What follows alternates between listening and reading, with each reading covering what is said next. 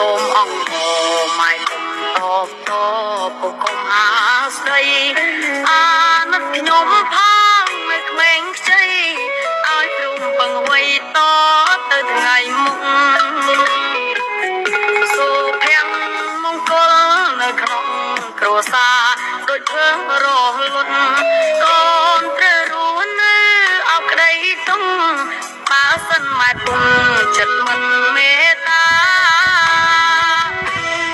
យកឈ្នះគ្នាខ្ញុំនាងកំព្រាគ្មានពុកម៉ែហើយពុកអើយឈប់ទៅម៉ែអើយសូមចិនកាំងរណាអានឹងខ្ញុំផងដែលទៅជាកូនកំពុងសឹងសា